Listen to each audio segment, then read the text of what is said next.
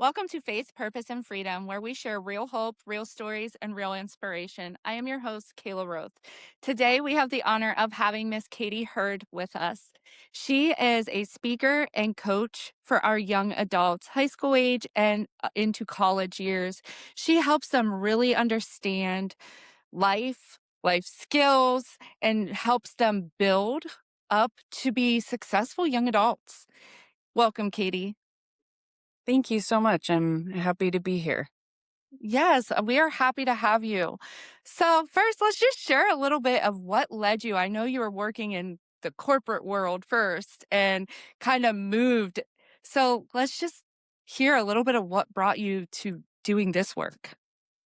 Yeah, absolutely. So I was in the corporate world for the last 10 years of my career, but I was working in early talent development programs. So working with interns, freshers just right out of college into their first job. And I realized that I wanted to help more people because there's only so much I could do as an employer representative. But then if I go out on my own, which I did, I'm able to help people and more people, just given the nature of it. So I did take that passion of supporting early career folks. And it doesn't even have to be, I know what I want to do in 5 years because I Right. think career is very unique. But being able to open myself and my work to more people through my company, Pivotal Transformations. So that, you know, resonates with me because when I look back at my younger self, I went to medical assisting. That was my first thing. I was going to be a nurse. I was certain of it. I told my mom as a child I wanted to be a doctor for the poor. That was truly my goal from being very young. And then I had kids, and then I was a supervisor, and then I went to school for a business degree, and then I turned around and I went to ministry school. So I think for me, looking back at my younger self, having a mentor or coach would have really benefited me in truly figuring out what I wanted to do. So, how do you kind of lead our young adults through that? Well, the beauty with coaching and just my conversations with my clients and even at colleges is to meet the students where they're at. I know a lot of times when we hear Gen Z, there's a lot of assumptions or putting everybody into the same bucket, which happens with every generation. But really meeting them where they're at and what support they need, but asking them questions and holding a space so they are doing the work, versus telling them what to do and why to do it. It's more of the tell me more about that and how might a different perspective go take you further.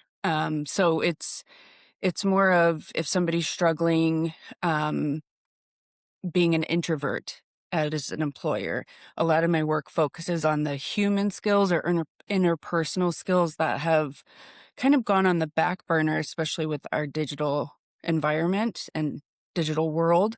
And so, speaking with somebody who doesn't want to be forced to go in front of a crowd because they're introverted, how can I support that person by holding space, being there, and also giving some experience that I've had in my Yeah. life over the years. So, Well, and I believe that experience definitely takes us further than someone who's just telling you what to do. So you brought up the digital world, and let's just go there for a minute because there's so much stigma with the digital world, and especially these young adults coming up. Um, how would you explain to our older adults, you know, to accept the technology that is here and understand it's a tool and resource rather than a burden? yeah. And similar to saying Gen Z is one way, bucketing all older adults and is one way is also, something that I've found throughout my career and just life isn't always one size fits all. Depending on the industry and where they are, they might be using Zoom, using different electronics technologies every day, and especially AI. And I think the conversation between the two, a lot of it is just understanding, right? Um, Understanding Gen Z or young adults grew up in a completely different environment. And then during their pivotal, development years, had COVID hit. They are used to finding answers on their own very quickly, but also are very comfortable with anything technology. Yep. And then maybe the baby boomers or older adults or managers were raised in a way that's pen and paper. And so, how do they incorporate technology? I think it's just how you look at it. And from a point of view of curiosity, I think is a huge skill for people to go into conversations and new relationships, especially, in a workplace environment, or school environment. How can I learn something from this person? How can they teach me something where it might not be, native to me? Right. So when we think about expectations, that's something I really wanted to touch base with because I've got to sit with some managers and supervisors. And one thing that I really get a lot is these Gen Zs don't know what they're doing or they won't stop playing on their phones or this or that. So how do we help people understand and especially management help them understand to set those expectations, but also teach our young adults that it's okay to ask, like, what are the expectations? Absolutely. And I think clarity versus ambiguity is the answer, right? So, job descriptions in general are a little bit vague or gray in what they actually mean. And so sometimes somebody will assume something means one thing when it means another, or an expectation of, if you didn't tell me that I need to do this, how would I even know that? And so, with expectations, I think being clear and accessible are one of the things that help young employees kind of get the reins, right? So, Yeah. coming in, don't be afraid to ask questions. Be very clear on the questions so that you can learn what the expectations are. There are also assumed expectations that might not be common sense all the time. I, for a really long time, was like, isn't that just common sense? But it's not, because we are in a different Yeah. environment. Um, Common sense to be on time. Well, that's not necessary. I've seen people who are late, and so, ask them why, right? Right. And so I think with like managers, if you have an expectation of your team sending you a specific rundown at the end of the day, say, make sure that it's very clear. Ambiguity is what causes a lot of the miscommunication between managers and, younger, early career folks. Right. So one thing I also a lot of kids are taught in this world to sit down and be quiet. Many of us grew up in a world where we were taught, kids are to be seen and not heard.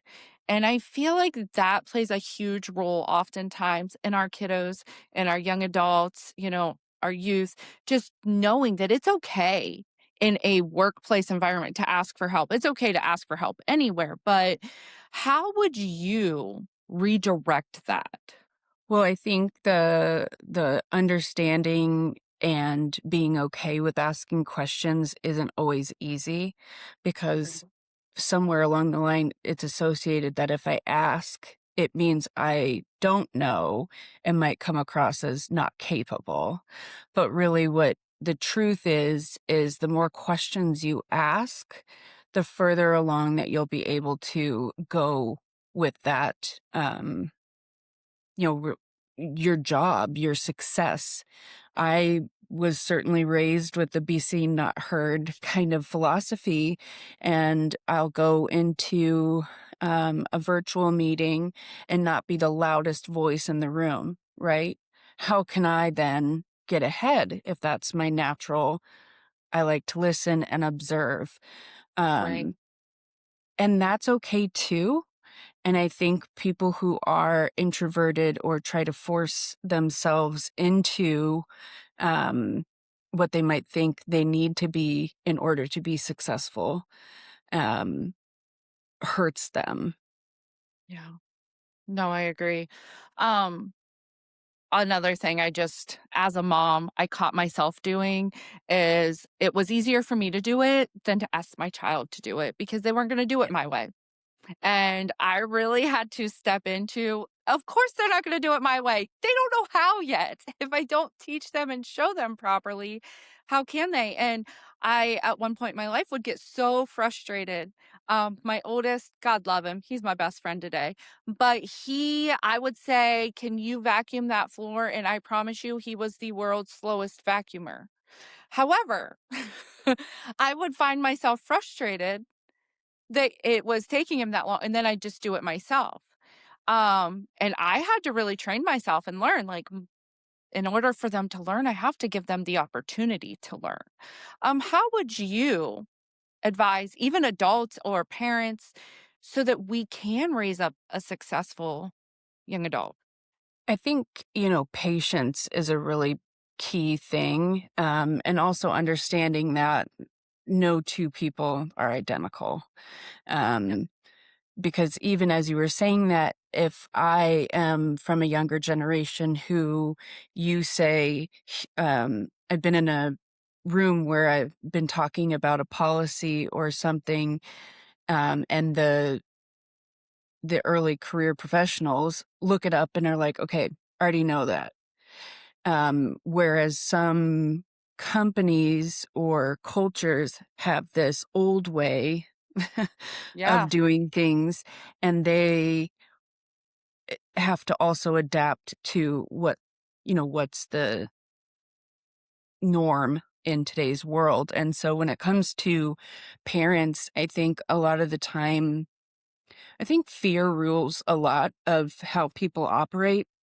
And so trying to let go of the fear, but also having that patience of nobody gets through life without failing or stumbling. How can I show up for my kid while he's vacuuming? Because Yeah. there's a fine line between supportive and like overprotective. And so when they go into leaving home for the first time, leaving the nest, there's often a big transition that takes place Yeah. that I think patience, but also saying like, no, you can't just not do something. There's those kind of life expectations too. So um, sometimes you have a role, a job, or even part of school where it's an expectation of you, but you don't really like doing that. Like, I don't like that type of work. Well, Right. that's great, but it is part of the role. Right. Um, and so Yeah. I think just patience and having those conversations about how do you ask for help? Right. Yeah.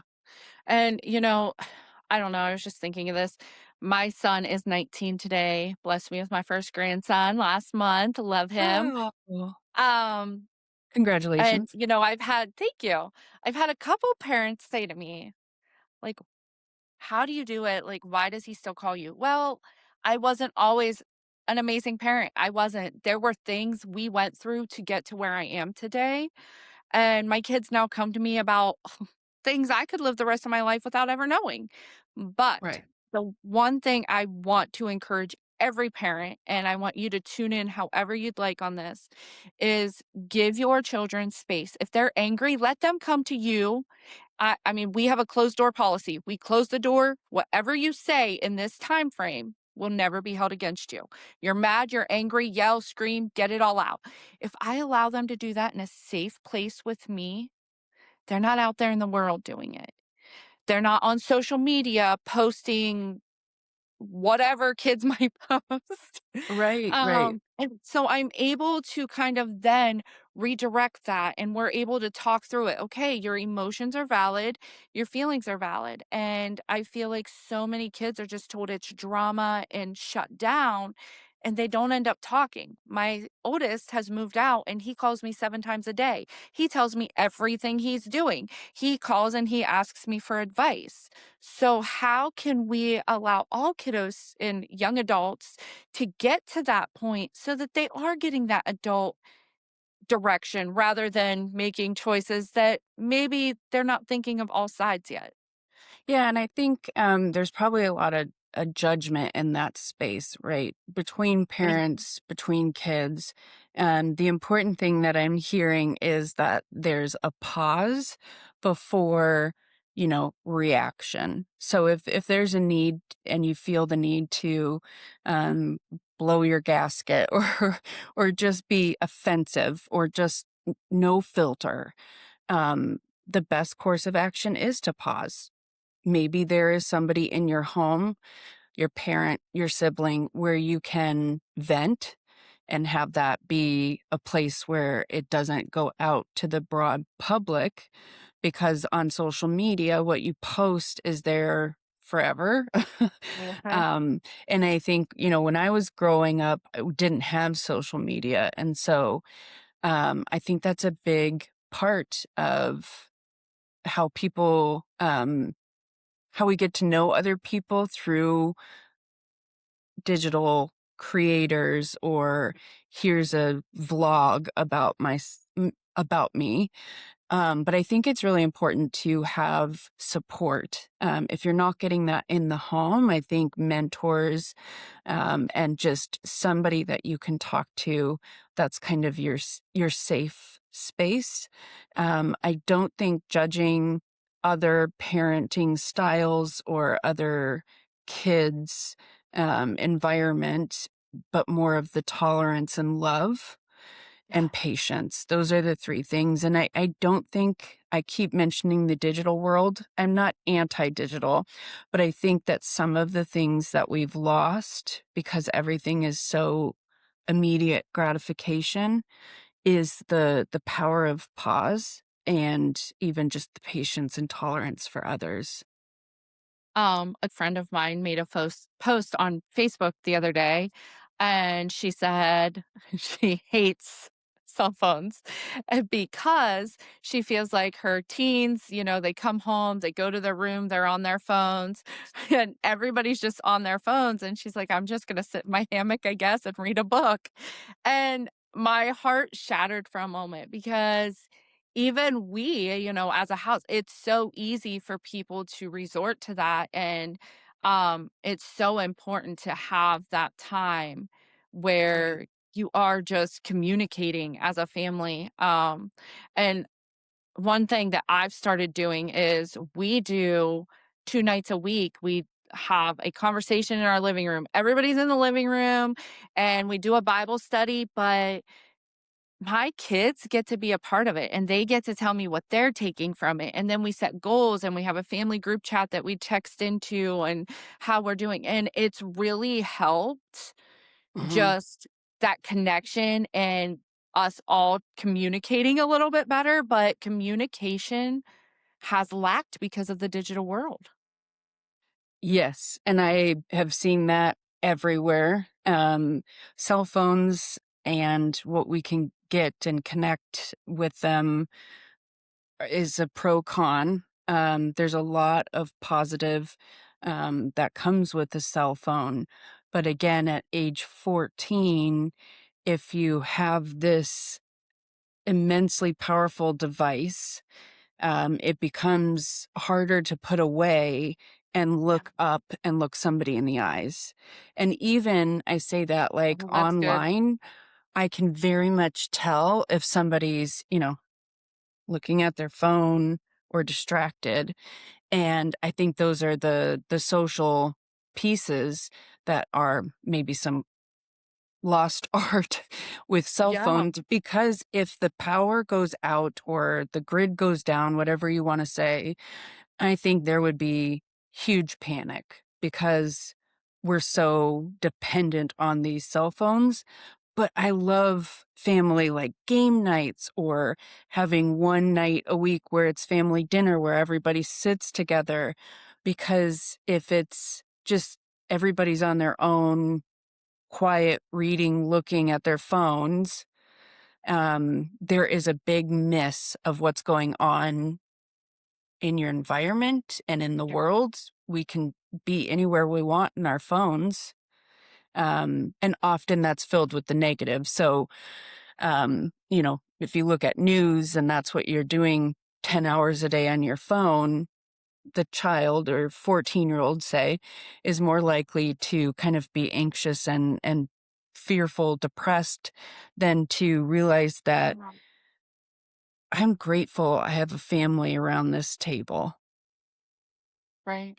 It's the little things, but they become big things. It's easy for people to fall into that too because, I mean, algorithms, you look at the screen and screen time just draws you in. I used to get on my phone and I'd look at reels, and before you know it, an hour has gone past. I won't even look at it anymore. I refuse to do it because it can draw you in so quickly. So I see how it's easy for our youth to be drawn into it.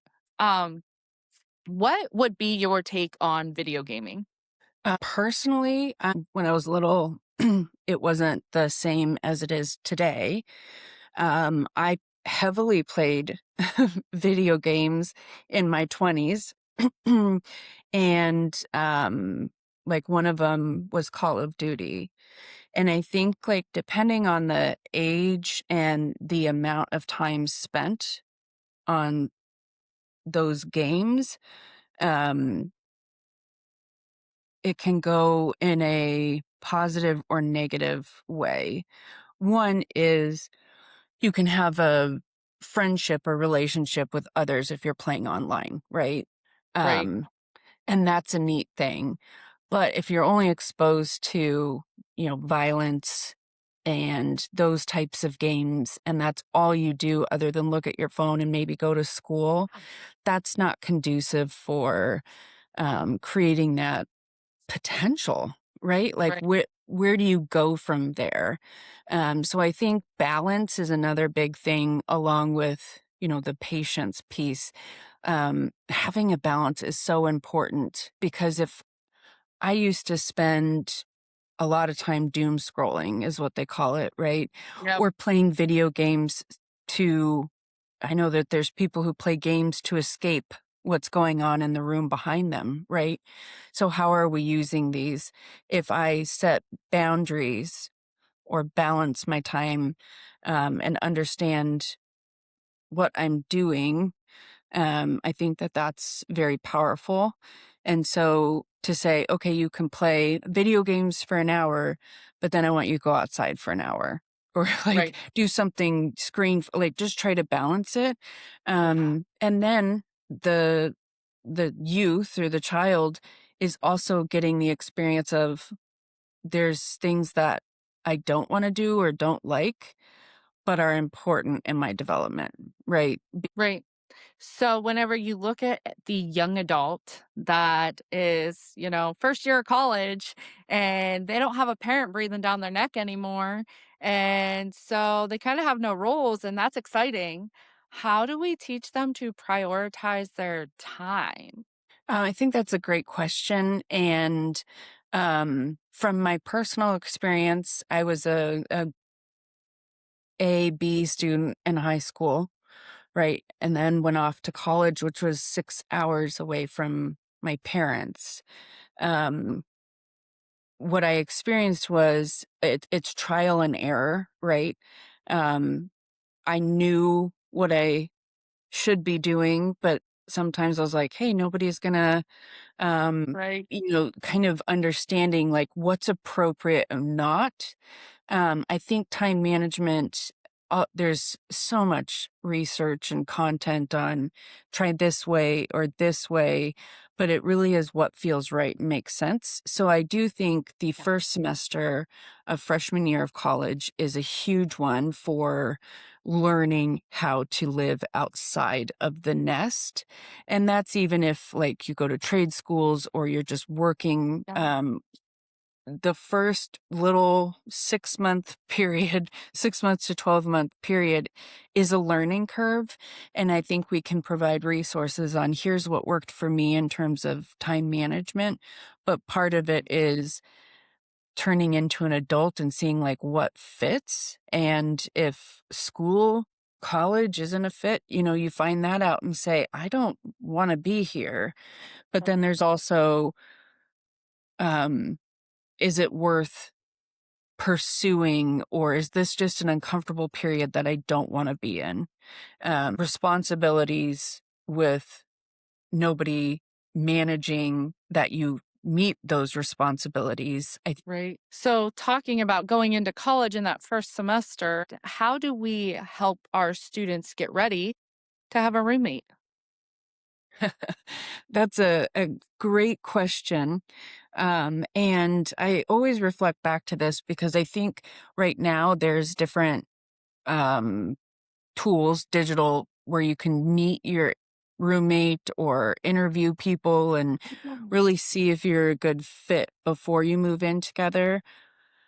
I Okay. don't even think I knew, maybe I knew her name or, very little about my roommate. And that was also just a rude awakening of having another person who I don't know in the room. I think there's a line between annoyance and realizing like sometimes it's not end of the world. We just don't have the same upbringing Yeah. to this is not a healthy place for me to be, right? If you have a roommate who is creating unsafe environment, so understanding resources before you go into that space, like who is my RA, Right. what what can I do if the problem arises, but then also tolerance of the roommate. Is this something that we can work through? Do we need Yeah. to work with the RA or the school or somebody to make this happen? Is this salvageable? Again, the tolerance. And I think that's where, the critical thinking or problem solving skills come in so much. Um, it's not my roommate came home late and woke me up. Okay, well, that's annoying, but that doesn't mean you should just give up and leave, right? I think it's really important for our young adults going into college to have these resources and tools. Right. What would be your encouragement, because we are getting ready to go into that college year or starting Yeah. college? What is your encouragement for our upcoming college students that are new to college this year? My perspective, again, it's because it's such a big learning curve. Going into college, instead of minimizing the experience that you get out of it, which is looking at your phone, saying, no, I don't want to do this social thing, or just not really living the experience, the advice is to go into it curious, right? I think curiosity is what makes a scary situation a little bit less scary.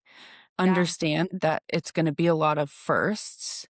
So, the first time that you live with somebody who you've never met before or met briefly, understanding you will have professors and food. Everything is going to be different. And so, how can I be curious about the situation I'm in versus I already have my mind made up that the school food or however they do it in a cafeteria is going to be bad? You Right. know, be open minded and curious about those that experience. Because the worst Yeah. thing you can do is go in with a closed mind thinking A roommate won't be good. I'm away from my high school friends. I'm away from my parents of these things. And then something hard happens in this environment, this new environment, and you just want to leave. This is how you build resilience. I agree. Yeah. And, it's so important for them to just go in excited, go in ready, go in happy, and just staying positive minded, I think makes all the difference for them. Sorry. So, what encouragement do you have whenever you go into the high school or college? What exactly do you speak on when you go into these? I really talk about the human side of the experiences, and I think knowing that there's going to be some hard moments and to not hold yourself to extremely ridiculous expectations, having Right. some grace on yourself because it is a new environment and you are learning, especially at 18, 19, going off and leaving the nest for the first time. Right. That's a big adult transition. So, talking about how to find your people and your resources and mentors and kind of building that support system in your new nest, and know that not everything is instant. But Right. growth takes time and a little bit of being uncomfortable. So to not go in thinking this is going to be what I expect it to be, and if it's not, then it's a fail. It takes a lot of courage to keep going and to understand this is a new situation. It's a Right. first. So this is experience that I've not had before. I'm going Yeah. to be graceful with myself and not, think, oh, I can't do this. Yeah, I love it. So, if we have any young adults that are entering college or in college and they needed to reach out to a coach or mentor, how would they connect with you? I am on social media, and can be reached that way. Or I also have email, which is Katie at pivotal-transformations.com, which I can also type out. But I think if you're looking for support or resources or somebody who can just you can bounce ideas off of, but also grow at the same time, that doesn't feel so tied to the situation, kind of like that third party.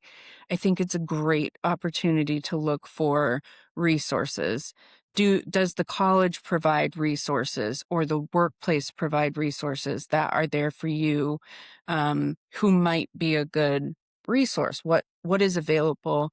But also reach out to people who are completely have no not skin in the game, but like are just an objective mentor. Here's my experience. Here's your experience. Here's what's Yeah. happening and where you want to go. Let's talk about it. What's a goal that you want to set? What's some things that you can do? There's also the accountability piece that comes with coaching as well. Yeah, I love it. Um, so I will definitely share that in the descriptions. Do you have any key takeaways for our audience today? The words that keep coming up for me are patience and consistency, right? I think if you are consistent in how you show up, and that means if I'm consistently not going to class, if I'm consistently late to work, there will be consistent repercussions for that behavior. Yep. If I'm consistently trying and curious and know that not everything is an instant result, I will have develop that patience and be able to go further and be more successful in life. So patience and consistency are key. And then I think tolerance of others. Um, it's hard in our digital world to not be judgmental or to, again, instantly create a view of somebody. Oh, well, they are a baby boomer and my manager. This is going to suck. Yeah. um, Tolerance. They are coming from a different angle. and they have experience that you don't have, and you have experience that they don't have. How can we come together to create an environment that, the ideas just thrive and that the success just happens because we're all looking to win versus somebody somewhere has to lose. And I think that's, Right. video games teach us winners and losers and Yep. businesses and competitions and stuff like that. There's some good to that, but tolerance, patience, and consistency, I think, are three key things for parents, Yep. employers, young adults, youth, everyone, me. So, Oh, me too. Agreed. I have 6 kids, so tolerance, patience, and consistency is important in my life. Katie, I am so happy you were with us today. We yeah. have gotten to gain a lot of knowledge and wisdom from you. I absolutely love what you're doing. I love that you're just delving into these Gen Zs. They need you, and it's a blessing to have someone like you going out there and going into the colleges and schools.